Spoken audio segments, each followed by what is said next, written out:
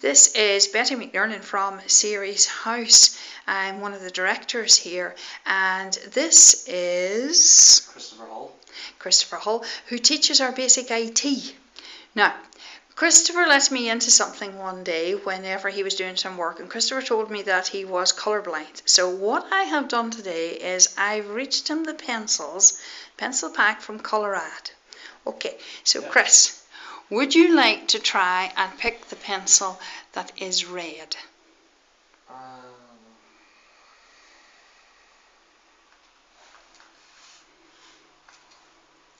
And let me see it. And it's not red, is it? It's brown. It's brown.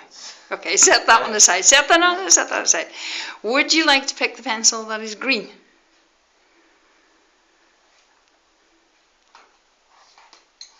Okay, so you've got one of the green ones. What colour of green is that? Light green or dark green? That would be very light green to me. Very light green to you. Yeah. Okay. And the yellow? And you got the yellow one. But you told me no problem with the yellow spectrum, didn't you? Yellow's fine. Yellow's fine. So what other colour do you have a problem with? Reds, greens, browns, purples, blues, and some pinks. And some pinks. With reds. Okay, so we've got a pink one there. All right, I can see a pink one anyway. Do you think you can pick a pink one?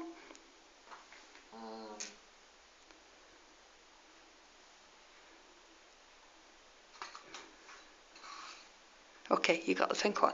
All right. That was purely a guess. That was purely a guess. Tell me, when were you first diagnosed as colourblind? In primary 2 in school. So what age would that have been? That would have been maybe 6 or so. 6 or so. Okay. How did you get diagnosed? The school brought in opticians to do eye tests, and with the eye tests they did colour tests as well, and during that I couldn't differentiate the colours and pick out the numbers in the test. Right. Were you the only one in your class?